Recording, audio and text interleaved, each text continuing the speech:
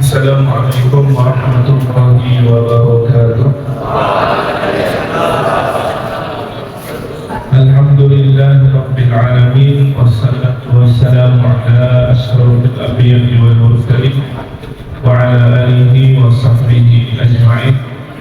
Rabbi shrah li sadri wa yassir li amri wa hlul 'uqdatam min lisani yafqahu qawli. Rabbana iftah bainana wa baina qawmina bil haqqi wa anta khairul fatihin. Wa la hawla wa la quwwata illa billahil aliyyil azim. Yang dihormati Tuan Guru Besar Sekolah Menengah Kebangsaan Sungai Buang, Encik Muhammad Isa bin Sulaiman, yang berusaha GPK 1, GPK Pentadbiran, Wan Syariza, guru-guru, para pelajar yang dimuliakan sekali lagi, Assalamualaikum warahmatullahi wabarakatuh. Alhamdulillah, syukur kita panjatkan kehadirat Allah Subhanahu wa taala di hari ini, di hari yang mulia, hari Jumaat, dapat sama-sama kita berkumpul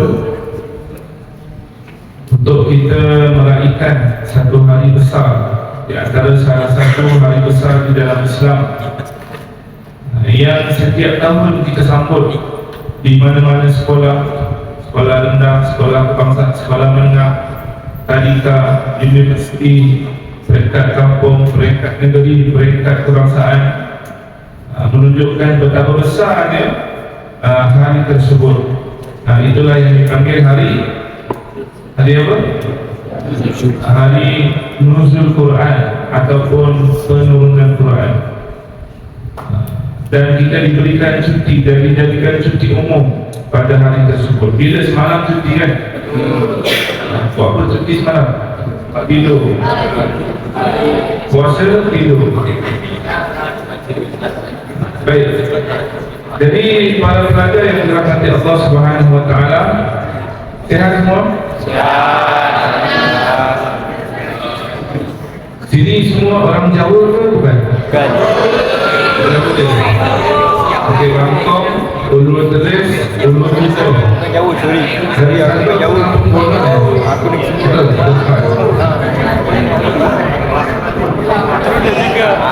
Okey, baik. Dan hari ini saya nak kongsi dengan semua tentang antara perkara penting yang kita kena faham dalam perkara yang berkaitan tentang penurunan Quran, nuzul Quran. Semua pernah tengok Quran. Siapa sini tak pernah tengok Quran? Mustahil. Sebab daripada kecil, daripada tadika lagi, dah diajar tentang Quran. Mula-mula belajar Alif Bata, lepas tu belajar Iqra, lepas tu Muqaddam, lepas tu Quran. Kalau ada siapa yang masih lagi belum mahir baca Quran, kena belajar, kena berusaha untuk mahirkan. Kerana itulah buku panduan kita. Hidup kita ni menunjukkannya Quran. Dalam Quran suruh buat apa, kita buat. Undang-undang macam sekolah ada undang-undang ke? Kalau kita ikut, bagus.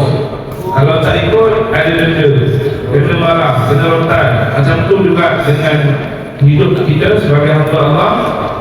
Ada aturan kena ikut. Kalau ikut, Allah bagi pahala, Allah bagi syurga.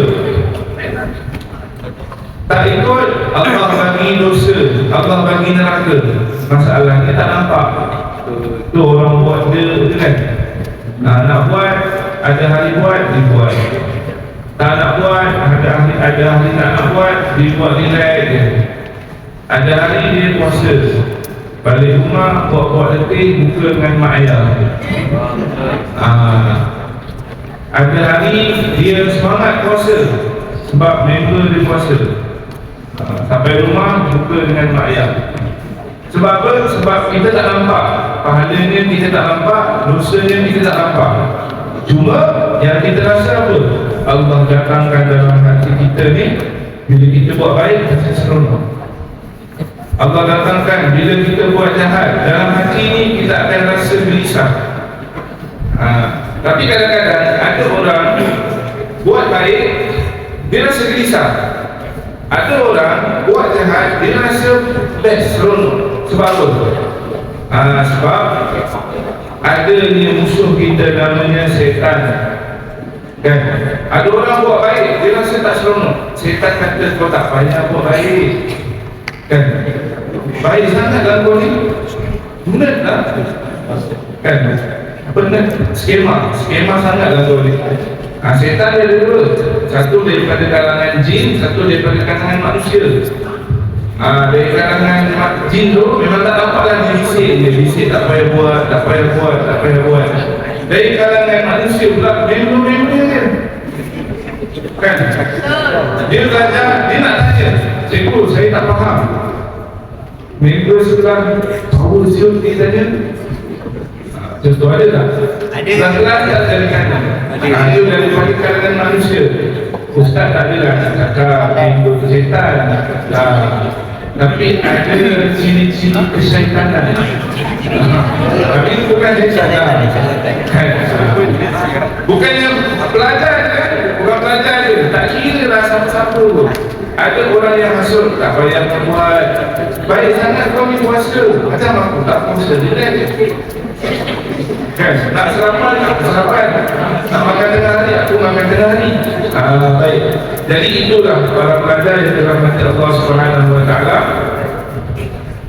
Quran panduan kita. Tapi ustaz tak faham, baca tak faham. Baca tak faham tu boring ustaz. Baca baru satu ayat ngantuk. Baca setengah muka surat ngantuk. Kan? Ngantuk tak baca Quran? Tak payah ustaz baca kadang ngantuk. Ngantuk tak tidur? Baca Quran kadang-kadang ngantuk kan? Baca tidur. Sebab apa? Satu, sebab Quran ni dia tenang. Kan? Dia tenang. Kita kalau stres, tension, kan? Janganlah asyik buka YouTube tu lagu-lagu bukan. Maksudnya lagu ni boleh dengar. Kadang-kadang dia bagi ketenangan. Tapi dah banyak sangat lagu tu, kan dia boleh kacau. Jadi kita baca Quran supaya tidur kita tenang. Tapi yang baca Quran, dengar Quran tidur. Baca Quran tidur. Kan? Baik. Jadi para pelajar yang dirahmati Allah Subhanahu Wa Taala, bila Quran diturunkan, bila sama Quran, bila Quran diturunkan, bawa. Semalam kita syuting bila? 12 Ramadan. 12 Ramadan. 17 hari bulan 9 Ramadan tu. Cuba kira Muharram, Safar, Rabiul Awal, Rabiul Akhir, Rajab, Syaban. Kalau pula kan Muharram, Safar, Rabiul Awal, Rabiul Akhir, Jamadil Awal, Jamadil Akhir, Rajab, Syaban, Ramadan. Jadi 17 hari bulan 9 ataupun 17 Ramadan. Baik.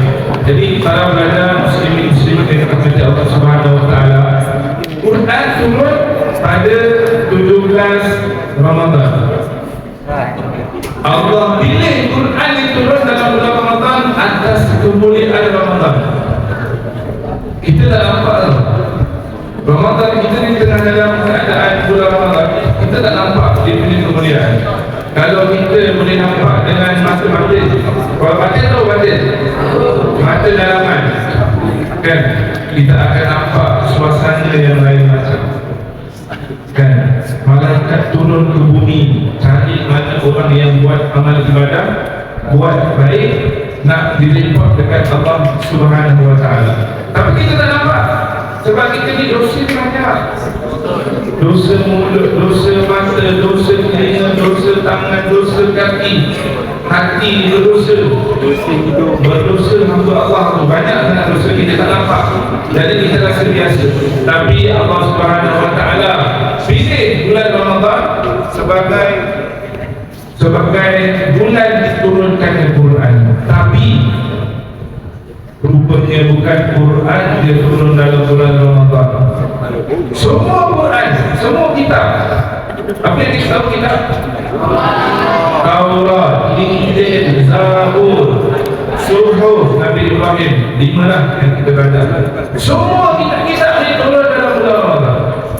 Hadis yang diriwayatkan, siapa saya ingat? Kana suhuf Ibrahim nuzila min awal Ramadan.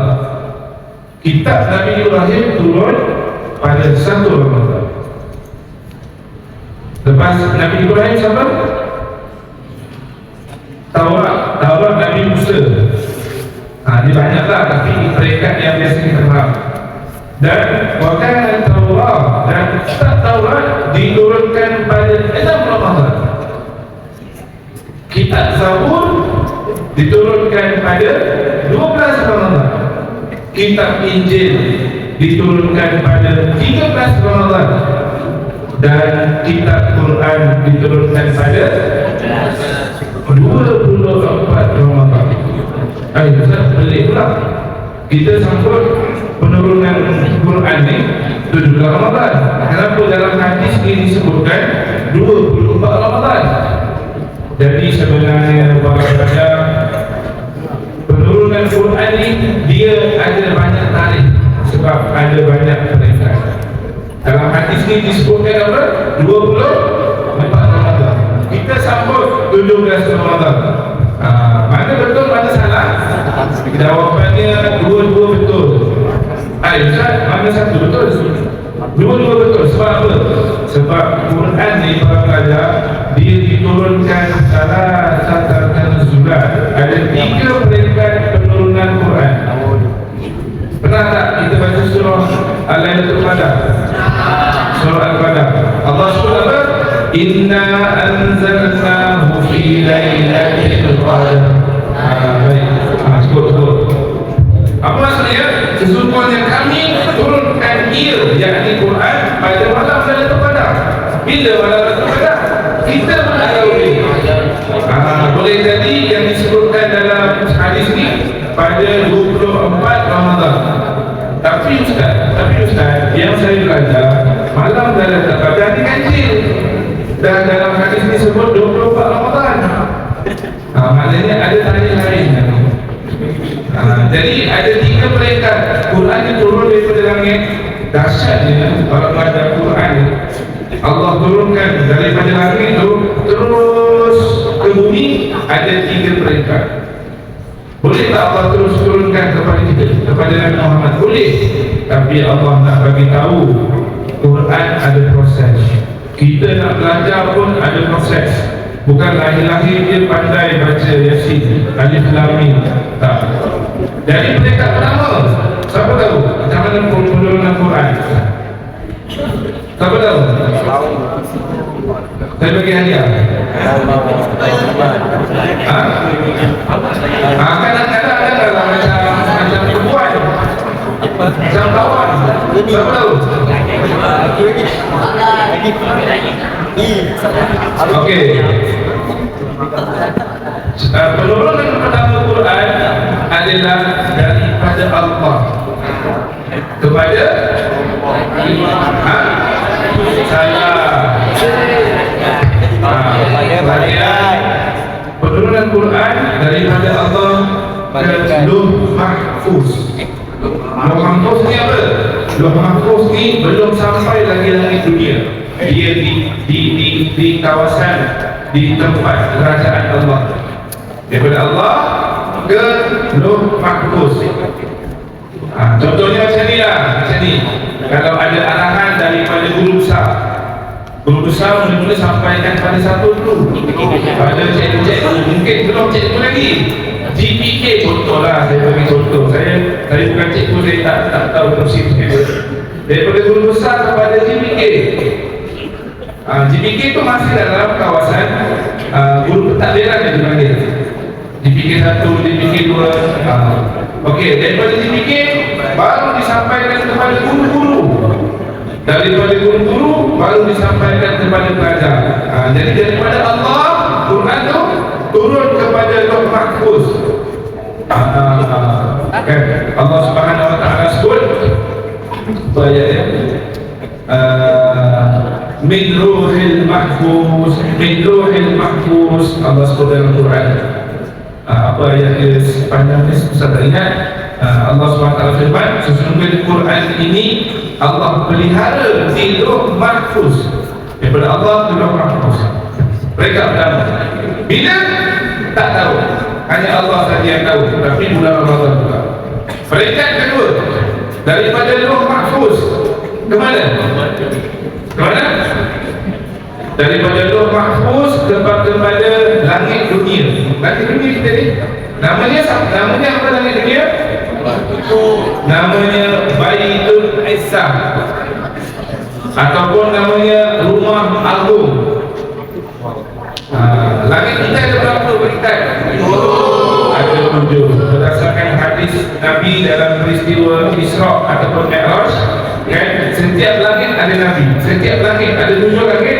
Langit pertama Nabi sekian, langit kedua Nabi sekian, langit ketiga Nabi sekian. Kan, secara saintifik ni tak nampak. Sebab itu alam batin, kan, alam gaib, alam luar samiat yang kita kena percaya. Nabi dah pernah jumpa, Nabi dah pernah nampak, Nabi dah pernah nampak 7 langit, Nabi dah pernah jumpa semua Nabi. Nabi SAW dah pernah tengok syurga, Nabi dah pernah tengok neraka, Nabi pernah tengok orang yang merasa nikmat dekat syurga, dan Nabi juga pernah tengok orang yang kena seksa dekat dalam neraka. Kenapa Allah bagi Nabi tengok? Sebab para pelajar, kenapa Allah bagi Nabi tengok? Sebab ketika itu, sebelum peristiwa Isra Mi'raj, Nabi melalui saat yang paling rendah dalam hidup Nabi. Paling, apa kita panggil? Paling down. Kita pernah tahu tak? Nabi pernah melalui zaman paling rendah, paling down. Nabi dah tak ada harapan. Sebab apa? Sebab Nabi balik daripada kota Taif, kan? Sebelum Nabi Isra Mi'raj, Nabi pergi Taif. Sebab apa? Dekat Mekah, orang Mekah dah tak nak terima lah, dah buat macam-macam tak nak terima. Nabi pergi kota Taif, cari tempat baru. Kot lah dekat Taif ni ada orang terima Islam. Rupanya dekat Taif lagi dahsyat. Nabi kena balik batu, kan, berdarah-darah kaki Nabi. Nabi balik. Dalam perjalanan Nabi nak sampai ke Mekah, Nabi doa, ya Allah, mana lagi yang nak pergi ni? Mekah tak ada orang terima, Taif tak ada orang terima, mana aku nak pergi lagi? Kan? Akhirnya, itu sebelum Nabi pergi Madinah lepas peristiwa Isra Mi'raj. Akhirnya Nabi balik dekat Mekah. Allah terus jemput Nabi. Allah nak bagi motivasi pada Nabi. Allah jemput Nabi, jumpa dengan geng-geng Nabi. Kan? Bila Nabi jumpa 200,000 Nabi dekat Masjidil Aqsa, jumpa Nabi, jumpa dengan Nabi sekian kat langit pertama, langit kedua, langit ketiga, langit keempat, langit ketujuh. Jumpa Nabi-Nabi, sembang-sembang, cerita-cerita macam mana sampaikan Islam. Cerita lah, kita nak semangat jumpa member kan. Kita kalau nak cari semangat, mesti cari member yang serupada dengan kita. Kita boleh cerita, boleh sembang, boleh luar perasaan. Macam tu juga Nabi. Dan akhirnya Nabi ditunjukkan surga, dan Nabi ditunjukkan neraka. Dan akhirnya Nabi diajak berjumpa dengan Allah, tapi Nabi tak jumpa Allah kan? Nabi dibawa jumpa Allah yang di sana tidak ada makhluk melainkan Nabi sahaja. Malaikat Jibril pun tak boleh naik. Ya Rasulullah, aku sampai sini je, tak boleh naik. Maksudnya Nabi diangkat.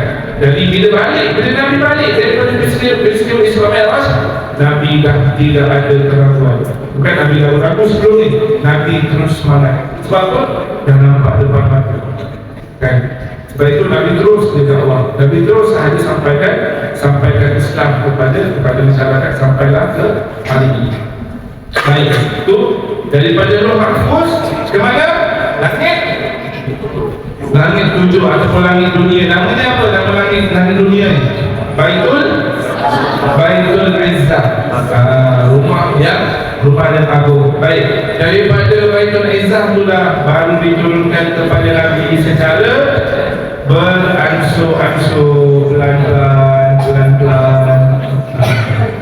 Berapa tahun di Mekah? 10 tahun kan? Betul? Dan 12 tahun di Madinah, 13 tahun di Madinah. Balik. 13 tahun di Mekah, 10 tahun di Madinah. Lama penurunan Quran. Baik. Jadi kita dah tahu dah macam mana Quran diturunkan daripada langit kepada Nabi sallallahu alaihi wasallam. Sangat agung. Tapi ada satu amalan yang lebih dahsyat daripada cara penurunan Quran. Allah ni, dia kalau nak bagi sesuatu, kalau yang sangat special, ada tata cara. Macam Quran kan, turun peringkat.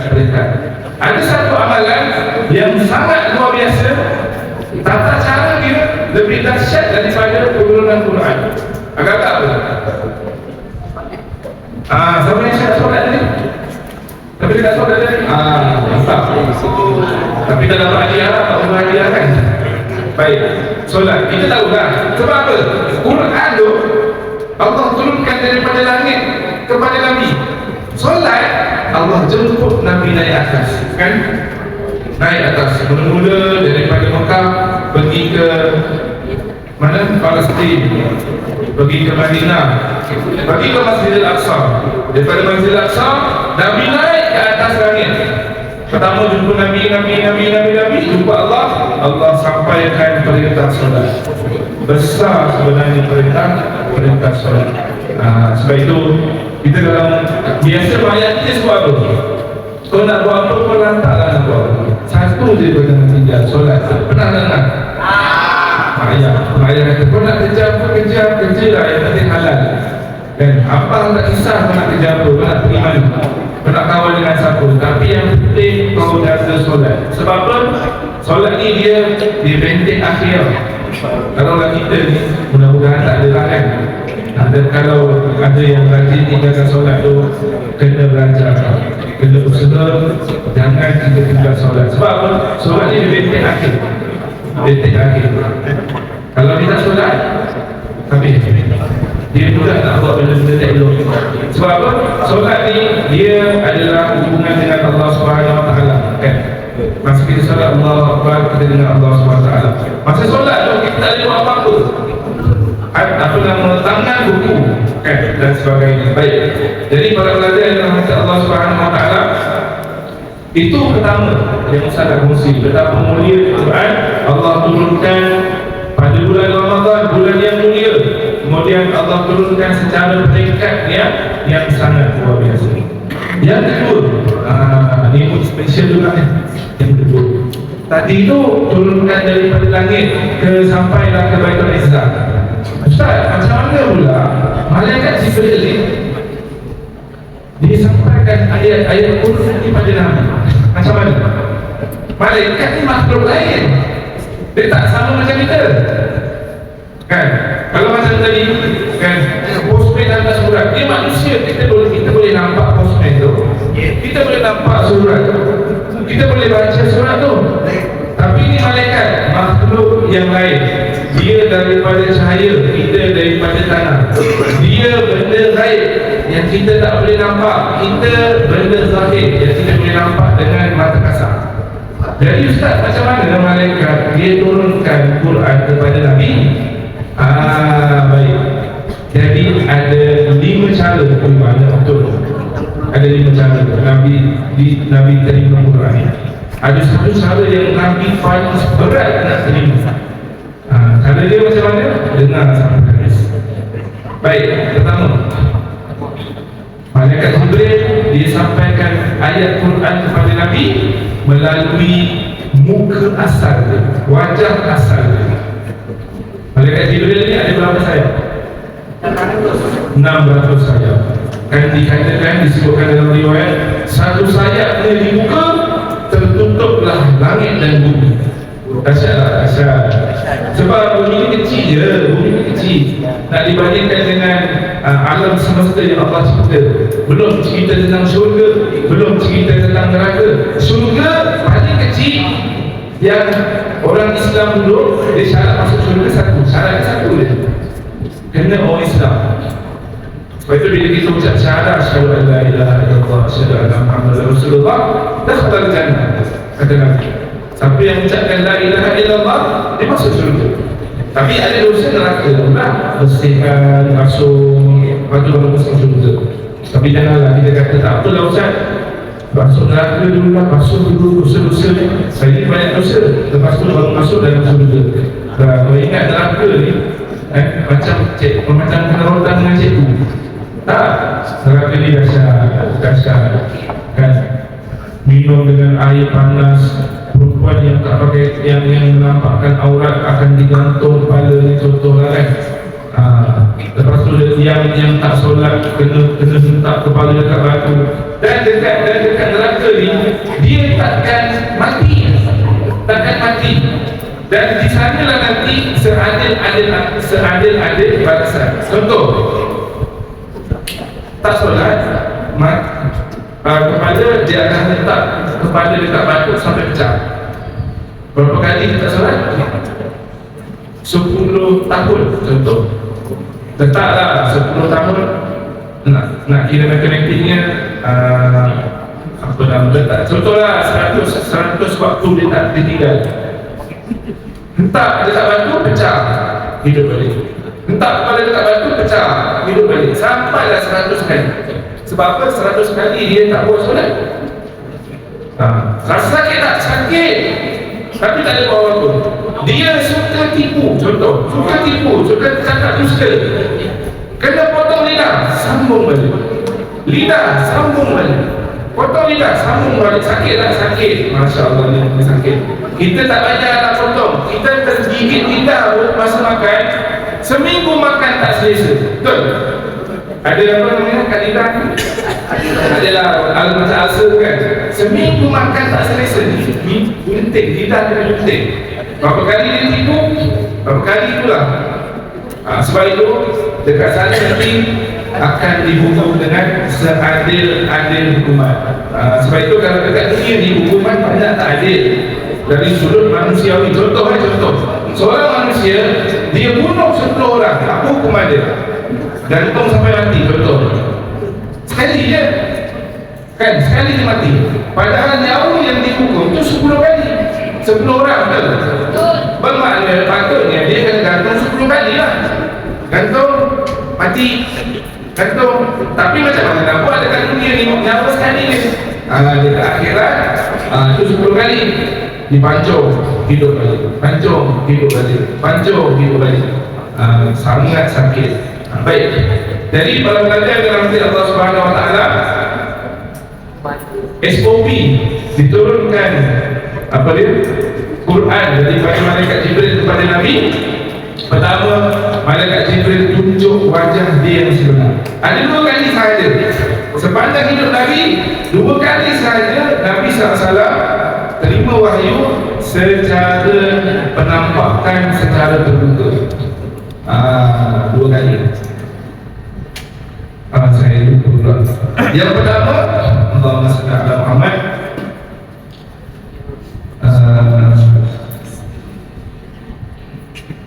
Okey, tak apa, just skip dah. Hilang. Yang pertama tadi, malaikat Jibril menampakkan wajah dia yang sebenar. Ada siapa tahu kan? Malaysia? Baik, yang pertama, malaikat Jibril menampakkan wajah yang sebenar dan menyampaikan wahyu pada Nabi sallallahu alaihi wasallam. Yang kedua, Nabi menyerupai manusia. Malaikat menyerupai manusia. Dia bertukar daripada malaikat kepada manusia yang handsome. Satu nama dia, malaikat Jibril ni dia selalu bertukar menjadi manusia seorang sahabat Nabi. Nama dia Dahiyah Kalbi. Mungkin dia handsome. Dia tukar handsome je. Kan? Bertukar dari manusia handsome dan dia jumpa Nabi sallallahu alaihi wasallam. Bertukar dari manusia pula ada 2 kategori. Pertama, bertukar manusia yang dikenali. Tadi jumpa Muhammad di kat sana, ni jumpa kat situ pula. Oh, rupanya itu malaikat. Sebenarnya kalau kita jumpa member dekat 2 tempat, kan itu malaikat lah dekat. Contoh lah. Baik, tapi dalam keadaan sekarang tak adalah. boleh jadi itu jin lah kan. Hati-hati kan. Baik, jadi pertama malaikat dia bertukar menjadi wajah manusia yang dikenali. Contoh tadi dia hanya al-Khalqi kan. Dia jumpa Nabi, dia sampaikan ayat Quran. Ada masa malaikat jumpa Nabi, sahabat kat keliling tu ada kenal, nampak Nabi. Baik, yang kedua, malaikat Jibril dia bertukar kepada manusia yang tidak dikenali. Tak kenal, bertukar tak kenal. Sebab ada satu hadis Nabi SAW, hadis yang diriwayatkan oleh Sayyidina Umar bin Khattab. Sayyidina Umar kata apa? Innana bainana ma'an Nabi sallallahu alaihi wasallam ja'a rajulun syadidu bayadus siyab wa syadidu sawadus syi'ri wa la ya'rifu minna ahad. Kata Sayyidina Umar, satu hari kami tengah kumpul dengan Nabi, tiba-tiba datang seorang lelaki yang pakaiannya penting sangat. La yujadu asarul ghubar, tidak ada di pakaian kesan-kesan apa? Kesan-kesan abu, apa, debu. Seorang lelaki datang kepada kami, jumpa Nabi, dipakai pakaian yang sangat penting, tidak ada kesan debu. Dan dia punya rambut tu sangat hitam, bukan kemas, handsome, pakai pomade, adalah kan, cantik. Kemudian kata Sayyidina Umar, kami ni seorang pun tak kenal, seorang pun kami tak kenal. Baik, kenapa Sayyidina Umar kata pakaian penting sangat dan tak ada debu? Sebab apa? Kalau dia orang dari luar, kalau orang dari luar mesti pakaian tu berdebu. Sebab dekat Mekah tu, Ustaz kerja dekat Mekah kan, debu banyak. Kita lihat ni pun banyak debu. Sebab apa? Dia memang padang pasir kan, debu. Tapi orang ni dah pakai putih, tak ada debu. Rambut dia pun tak ada debu. Rambut tak ada debu. Orang kalau pergi sana daripada Madinah nak pergi Mekah, naik unta, berdebu rambut. Sebab apa? Sebab dia pakai pasir. Sebab itu orang Arab dia pakai macam mana? Jadi dia tutup ni semua, dia tutup sampai bawah ni kan, dia tutup. Kadang-kadang daripada serban tu dia tutup muka. Jadikan apa? Jadikan purdah, nikah, lelaki. Sebab apa? Sebab abuk tu kalau masuk dekat hidung kan, pedih satu. Ustaz pernah belajar dekat Mesir. Memang kalau masa musim angin kuat kan, memang kena tutup hidung. Sebab apa? Kalau tak boleh demam, abuk banyak masuk. Jadi dia pakai serban, nak tutup rambut daripada kena debu, lepas tu tutup muka, yang tinggal mata. Sebab apa? Sebab memang cuaca dia, suasana dia macam tu. Tapi orang ni, kami semua ni tak kenal ni.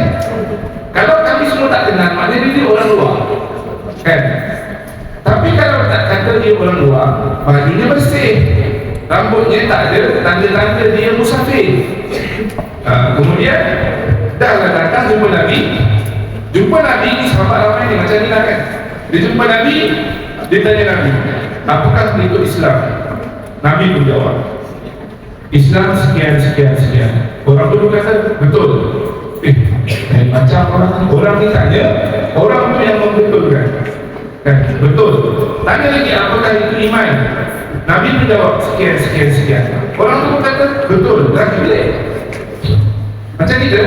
Kamu tanya cikgu, satu tambah satu berapa? Cikgu jawab 2. Kamu pun cakap betul. Boleh tak? Boleh tak? Cikgu pun marah, kamu ni kan. Dari sahabat boleh. Soalan ketiga, orang pun tanya, apakah itu ihsan? Nabi pun jawab sekian. Orang tu pun jawab betul. Bila dah betul semua, orang tu bangun, kedua masjid. Kalau para pelajar pergi Madinah nanti kan, masuk rumah Nabi, masuk masjid Nabi, sebelahnya ada makam Nabi, akan keluar daripada satu pintu. Kan ziarah makam Nabi, pernah tengok kan video ziarah makam Nabi kan? Akan keluar melalui pintu paket namanya. Pintu paket. Sebab apa? Keluar daripada pintu tu akan nampak kubur paket, kubur orang-orang Islam Madinah. Kubur paket. Sebelah pintu paket tu namanya pintu Jibril. Jadi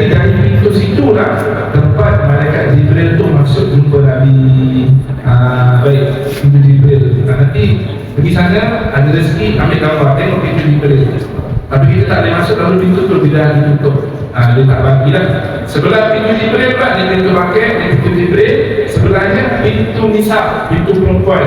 Situlah tempat orang perempuan zaman Nabi masuk, jumpa Nabi, tanya soalan. Ya Rasulullah, aku ni haid macam mana, sekian. Darah aku ni warna sekian.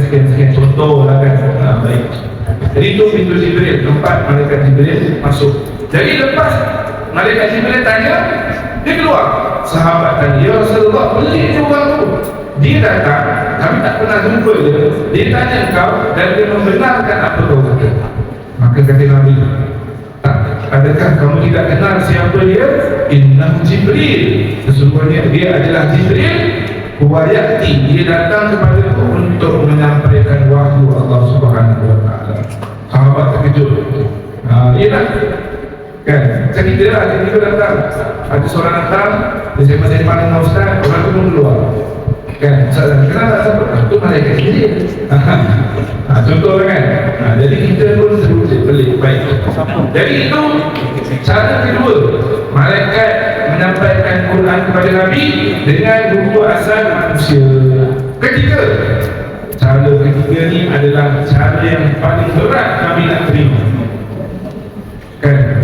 Malaikat Jibril tak menyerupai muka dia sebenar. Malaikat Jibril tak jadi manusia. Tapi malaikat Jibril dia hanya menyampaikan melalui suara sor-sortin minal jalas, suara lonceng, dan kadang-kadang macam suara lebah. Contoh bunyi lonceng kadang macam ring, macam itulah kan. Itulah suara lonceng. Baik, suara lonceng. Nabi masa mula-mula, dan Nabi kata, cara ini adalah cara paling berat aku terima wahyu Allah Subhanahu wa taala. Ada seorang sahabat namanya Zaid bin Sabit. Zaid bin Sabit masa tu Nabi duduk dekat atas dia, dekat atas perut dia. Kan? Baik. Kemudian turun wahyu Allah melalui bunyi lonceng tu. Zaid bin Sabit kata apa? Kaki aku, ibu aku ni rasa macam nak pecah. Berat Al-Quran turun pada Nabi SAW. Baik, Nabi mula-mula masa dengar bunyi lonceng ni, Nabi pelik kan? Nabi pelik, apa benda bunyi? Oh, bunyi wahyu. Bila Nabi dah biasa, dah faham. Kita lah kan, dulu kalau hon ni, marah kita dengar, marah. Tapi sekarang ni hon dah biasa dengar. Sebab apa? Ting, Shopee datang. Ting, apa lagi? Lazada datang. Dulu kita bangga, apalah mama ni, teman-teman. Sekali rupanya Shopee datang nak bagi parcel. Jadi kita tak ada masalah. Contoh, itu sebagai contoh.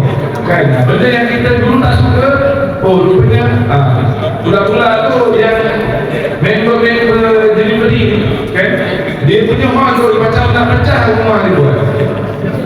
Kenapa dia buat macam itu? Dia nak kejar, dia nak kena masa kan? Satu hari nak buat 1000 masa. Memang timon, dia nak sampai pekat. Macam tu Nabi SAW ada lonceng dia nak sampaikan wahyu. Dan ini adalah cara Nabi terima wahyu yang paling susah. Yang keempat, macam mana cara Nabi SAW terima wahyu? Yang keempat, cara Nabi SAW terima wahyu apa dia? Dengan cara terus masuk ke dalam hati Nabi. Hati Nabi terus masuk. Baik. Tiba-tiba Nabi ada rasa ada ayat Quran turun kepada Nabi SAW melalui hati. Ini antara cara yang paling mudah. Kan? Kadang-kadang Nabi tengah sembang dengan sahabat dia, tiba-tiba Nabi senyap dia. Kan? Tengok Nabi belum. Rupanya ada wahyu. Kenapa belum? Apa aja? Satu berat. Yang kedua sebab Nabi nak cuba ingat. Dulu mana ada voice message nak ikut. Dulu mana ada nak benda-benda nak ikut, tak ada. Sebab itu Allah pernah tegur Nabi dalam Quran. Allah kata, la ta'jilu, janganlah kamu tergesa-gesa ketika mana Quran disampaikan pada kamu. Memanglah dulu tak ada rekod. Nabi risau, Nabi kata pada Allah, aku risau kalau aku tak dapat hafal ayat Qurannya, kan? Malaikat Jibril sampaikan wahyu, Nabi terus. Contoh kan, Malaikat Jibril kata Bismillahirrahmanirrahim, Bismillah, Nabi ikut Bismillah. Allah kata jangan, bagi ayat tu habis baru ikut balik. Tapi Nabi takut terlupa satu huruf, terlupa satu perkataan. Itu Nabi perlu tu. Selain daripada berat yang berbadan tu, Nabi nak hafal, nak ingat supaya dia dapat sampaikan kepada kita. Sebab Nabi ni umi, dah lah tak boleh rekod. Nabi tak tahu tulis, Nabi tak pandai tulis, Nabi tak pandai menulis, Nabi tak pandai nak membaca, tak pandai. Macam mana nak buat? Kan? Jadi Nabi perlu. Jadi cara yang keempat ni antara yang paling mudah, tenang yang Nabi terima. Tiba-tiba senyap, kemudian ada ayat Quran, Nabi senyap, Nabi hafal, dan Nabi SAW sampaikan. Tapi macam mana Nabi boleh hafal dengan cepat? Sebab apa? Selain daripada hati bersih, sebab Quran itu adalah bahasa min Arabiyyin mubin. Allah SWT sebut dalam Quran, diturunkan Quran di dalam bahasa Arab. Dan Nabi itu duduk dalam kalangan Arab yang fasih. Fasih ni apa? Yang sekarang ni kalau kita pergi negara Arab, dia tak cakap bahasa Arab betul. Dia akan cakap bahasa Arab pasal. Macam kita cakap kan, kalau kita cakap dengan cikgu nak kita asal, betul kan? Kita tak cakap wahai cikgu yang disayangi, izinkan saya kata anda sebentar, tak ada kan? Cikgu berarti jadi dia orang punya bahasa. Zaman Nabi SAW, dia guna bahasa yang fusha, bahasa yang asli Arab. Kan? Tapi sekarang kalau saya pergi cakap dengan Arab, saya guna bahasa Arab yang betul. Kan? Saya cakap bahasa Arab betul. Contoh kan? Contoh, kalau saya tanya, saya pergi kedai, saya nak cakap ana uridu an ashtari ad-daqiq. Aku tak bohong. Ana uridu an ashtari ad-daqiq. Aku nak beli tak bohong. Dia bilang, dia kata apa? Kau ni cakap bahasa kantun lah. Dia kantun dengan aku. Sebab apa? Dekat Arab, semua bahasa kantun, SpongeBob lah, apa lagi? Bapak tak lah, SpongeBob, Patrick kan, semua tu, itu semua bahasa Arab Fusha. Kalau nak belajar bahasa Arab betul, tengok kantun Arab, dia memang cakap bahasa Arab betul. Ya Patrick, anak uridu, betul lah kan? Jadi dia kata apa? Dia cakap bahasa kantun lah. Jadi saya cakap bahasa betul, bahasa kan? Kalau bahasa Fusha, anak uridu an ashtari ad-daqiq. Kalau bahasa dia, anak Aisyah ashtari diri. Baik tak? Baik. Jadi sebab itu dulu Nabi SAW senang nak faham, nak hafal. Sebab apa? Nabi telah dididik dengan bahasa Arab Fusha yang asli. Jadi senanglah. Dan lagi satu, selain daripada dididik, Nabi dulu dibesarkan dekat mana? Ingat tak? Nabi dibesarkan oleh Halimah Sa'diyah, betul? Dekat mana? Dekat mana? Dekat Taif. Bukan Nabi dia lah, bukan Nabi dia. Kebanyakan budak-budak Arab yang pembesar, maksudnya orang-orang besar Arab ni, dia hantar anak-anak di Taif. Suruh orang-orang Taif bela anak-anak ni. Sebab apa? Sebab dekat Taif ni, dia padang pasir yang kering kontak, tak ada gadget, kan apa lagi?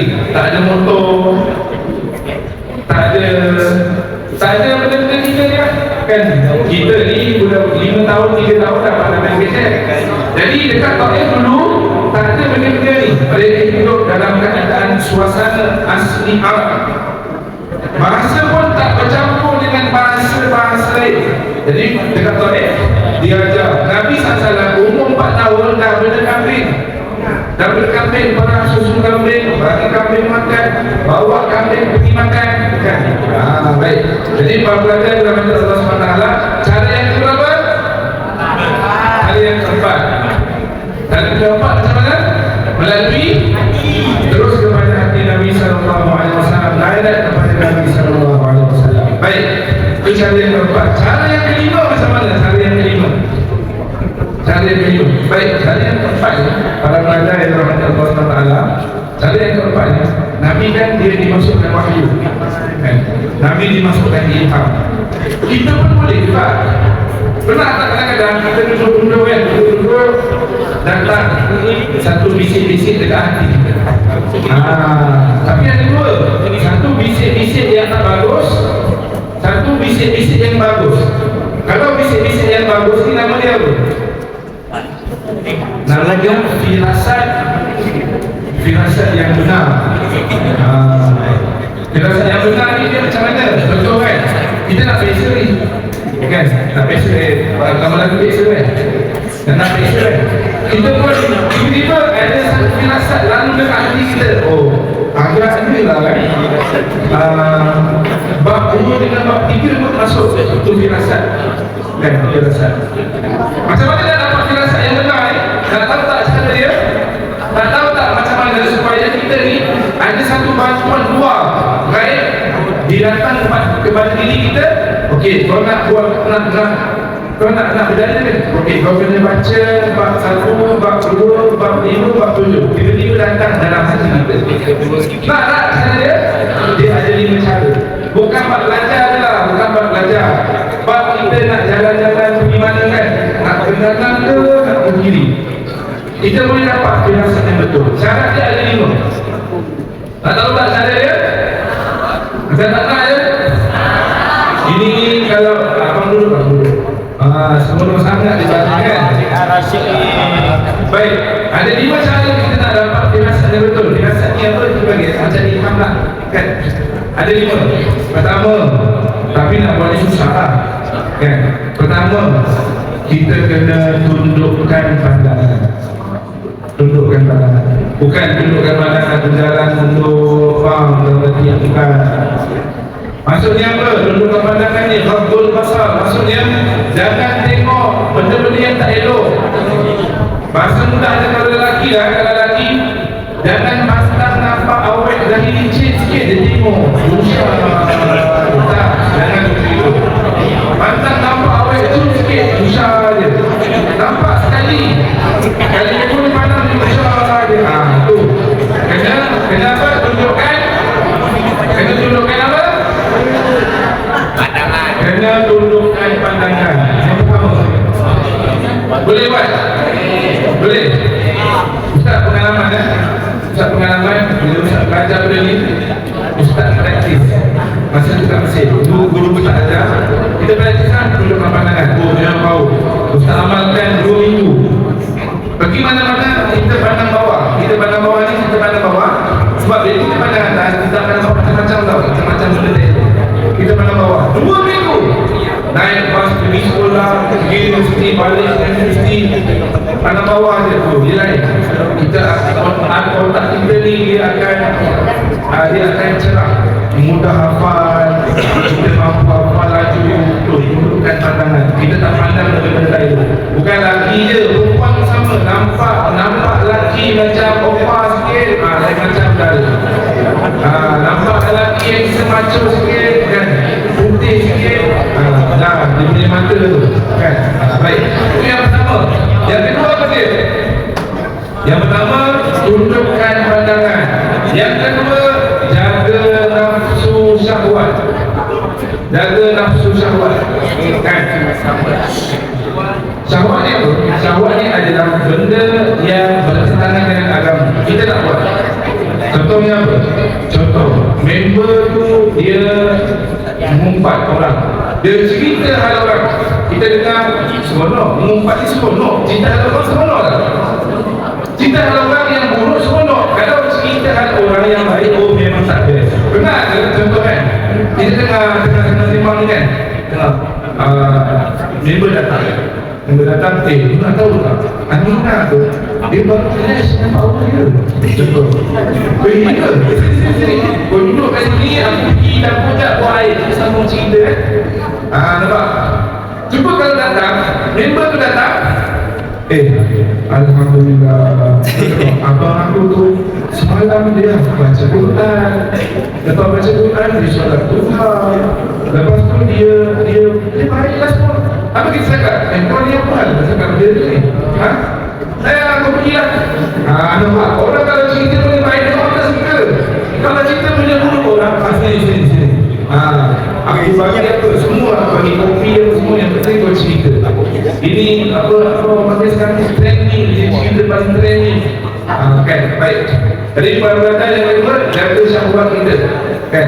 Selain daripada syahwat yang biasa kita faham tu, syahwat ni apa benda?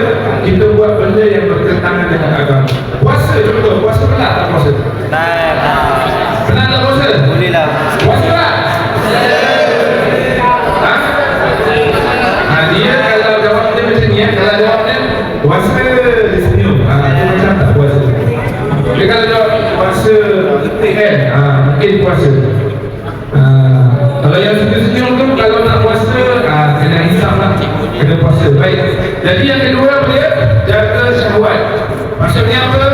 Bila sampai masa kita buat, sampai masa kena buat kita buat. Tanggungjawab lah. Baik. Yang ketiga apa dia para pelajar? Kita jaga diri kita, kita susun hidup kita, kita susun kehidupan kita supaya ikut dengan apa yang Nabi dan Allah nak. Susun hidup kita. Bangun pagi buat apa? Kan, lepas tu buat apa? Susun hidup kita. Kita ni biasa hidup kita ni para pelajar, kita biasa kita ikut arus je. Itu arus. Kan? Okey, member ajak pergi sana kita ikut, member ajak pergi situ kita ikut, member suruh itu kita ikut, cikgu suruh buat tu kita ikut, cikgu suruh buat tu kita ikut. Yang baik baguslah. Kan? Jadi kalau kita ikut arus yang tak baik, tak bagus. Kenapa kita jadi ikut? Sebab kita tak susun hidup kita. Susun hidup supaya kita hidup dalam keadaan ikut Allah dan Nabi sallallahu alaihi wasallam. Yang keempat apa dia? Yang keempat adalah dipanggil jaga sunnah Nabi. Apa yang Nabi buat kita buat, apa yang Nabi tinggalkan kita tinggalkan. Keempat. Nabi suka makan apa? Itu yang kita jaga. Ini puasa kurma seketul pun tak nak makan. Macam lipas lah. Contoh mereka tengok macam lipas kan. Saya dulu kecil-kecil itu lah, tak suka makan. Tak sedap ke kurma? Sedap. Tak sedap? Sedap. Sekarang ni orang buat trend kurma taruh butter kan. Sedap lah. Tapi saya tak pernah rasa lah. Sedap ke? Tak pernah rasa lah? Tak pernah? Beli butter, letak kurma, letak butter dekat tengah tu makan. Macam kurma. Tapi janganlah makan 20 biji. Memang pengsan lah. Naik kolesterol, makan 3 biji cukup. Sebab memang ada cara makan kurma yang Nabi itu makan dengan butter. Kurma dengan butter. Nabi suka makan. Sebab apa dia lemak? Campur manis. Tapi kau janganlah letak 20 biji. Tapi memang kalau kawan-kawan yang pernah rasa, bila makan satu, nak lagi. Nak lagi. Sebab dia lemak campur manis. Lepas tu janganlah kau bila kurma cara peanut butter kan. Bukanlah peanut, maksudnya melampau pula kan. Baik. Jadi ikut sunnah Nabi SAW yang keempat. Baik. Yang kelima, para pelajar yang dirahmati Allah Subhanahu Wa Taala, kita nampak kan. Pertama tadi, tundukkan pandangan. Yang kedua, jaga syahwat kita. Jangan tengok benda tak elok, jangan buat benda tak elok. Yang ketiga apa tadi? Yang ketiga, kita susun atur kehidupan kita selaras dengan apa yang Nabi dan Allah nak. Kan? Yang keempat, kita buat ikut sunnah Nabi sallallahu alaihi wasallam. Dan yang terakhir sekali, para pelajar yang dirahmati Allah Subhanahu Wa Taala, ini penting, kita jaga akhlak dan kepribadian kita. Jaga akhlak dan kepribadian kita supaya ikut apa yang Allah nak, ikut apa yang Nabi nak. Kalau kita boleh buat, hebat. Sebab apa? Kalau kita boleh jaga lima benda ni, apa yang kita buat akan dibimbing oleh Allah. Kita nak buat, contoh, kita nak pilih dalam hidup ni banyak pilihan. Bangun tidur dia pilih, nak puasa ke nak puasa. Bangun tidur dia nak sahur tak nak sahur. Biasa tak nak sahur, biasa sahur tak? Sahur. Tapi ada orang tak suka sahur. Siakap digerakkan. Susah. Anak saya seorang susah betul nak sahur. Dah tak apalah, dia dah dua kan. Puasa nak, tapi tak nak sahur. Kalau bangun sahur asyik berenang je. Tahu berenang macam mana? Macam ni. Dia tak nak lah. Apalah dia sahur lah, jujur lah pergi sekolah tu. Budak kan, budak. Janganlah kau buat macam itu. Pagi-pagi dah menantang nasi lemak sotong. Sahur. Dan itu budak-budak tak apa kita nak ajar dia puasa. Memang anak saya, anak nombor 2, nombor darjah 2, hari-hari sahur jujur. Sebab apa? Kalau sebenarnya faktor sahur, memang dia tak nak. Kalau tak nak sahur, tak bagi sahur, lapar. Kan budak-budak tak sahur, balik sekolah kan, dia kat sekolah dia happy, member dia semua tak makan kan. Balik sekolah, naik kereta mak dia semua happy. Masuk rumahnya, dia mulakan lakonan kesedihan. Benar. Ibu nak makan, ibunya pun sabar. Nak makan juga, kadang-kadang dia macam ni, ibu nak makan, itu bukan minta izin, inform. Ibu nak makan. Itulah budak-budak. Kita jangan ada ni macam budak-budak kan, sambung berkat, puasa lah sampai habis kan. Baik, jadi hidup ni penuh dengan pilihan. Jadi pilihan tu, kita nak pilihan kita ni supaya Allah bimbing. Masa belajar ni, nak pergi sekolah ke tak nak kan, dah dekat sekolah kan, nak belajar ke tak nak, dah habis sekolah nak masuk U ke tak nak kan, dah habis U nak kahwin ke tak nak. Contohlah tu simple sangat pilihan ke. Tapi hidup kita perlu pilihan. Kita kalau kita nak supaya hati kita ni ada pilihan, Allah bimbing 5 benda ni jaga, dan kita akan dapat firasat mukmin. Buat benda dia betul, buat benda dia kita akan dapat betul. Yang kelima, yang terakhir tadi yang keempat tu, kembali kepada cara disampaikan wahyu pada Nabi. Yang keempat, melalui hati. Yang kelima, seperti mana Nabi Ibrahim. Ingat tak Nabi Ibrahim disuruh sembelih Nabi Ismail melalui apa? Melalui apa? Nabi Ibrahim, Allah arahkan Nabi Ibrahim suruh sembelih anaknya Ismail melalui apa? Mimpi. Mimpi. Kisah Nabi Ibrahim ni luar biasa lah. Kalau saya cerita daripada awal, dipendekkan cerita, Nabi Ibrahim ni 60 tahun tak dapat anak. 60 tahun tak dapat anak. Dapat anak lepas sebulan, suruh tinggalkan dekat Mekah. Dia duduk dekat Palestin. Sebulan dapat anak. Lepas sebulan dapat anak, kan? Lepas sebulan dapat anak, saya mendengar cerita, tinggal dekat Mekah. Lepas 17 tahun baru Allah bagi Nabi Ibrahim tengok anak dia. Lepas 17 tahun, itu anaknya umur lebih kurang 17 tahun. Nabi Ismail 17 tahun. Bila 17 tahun, dah 17 tahun tak jumpa, 60 tahun tak dapat anak, 17 tahun tak jumpa. Bila 17 tahun jumpa, lepas 17 tahun jumpa, lepas 2 minggu berseronok-seronok dengan anak dia, main dengan anak dia, mimpi pula terus beli anak. Sanggup tak sanggup? Tak sanggup. Tapi itulah mimpi Nabi ni, mimpi yang benar. Jadi kesimpulannya, sembelih lah. Tapi Nabi Ismail tak wafat lah. Allah gantikan Nabi Ismail dengan kibas. Kan, baik. Akhirnya disembelih kibas, Nabi Ismail tak sebelah. Jangan salah, bukan Nabi Ismail tu Allah bukan dari kibas, bukan. Nabi Ismail tu bukan Allah ganti dari kibas, tak. Allah letak tepi Nabi Ismail, Allah gantikan tempat Nabi Ismail dengan kibas.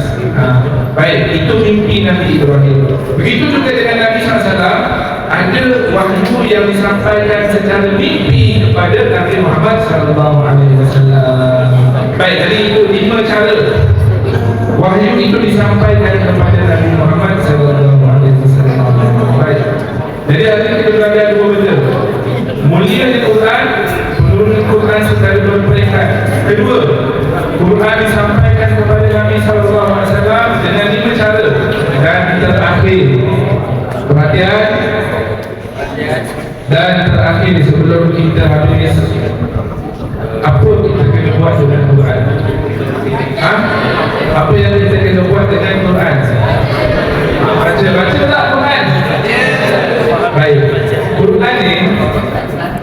Syekh Dr. Yusuf Al-Qaradawi semua.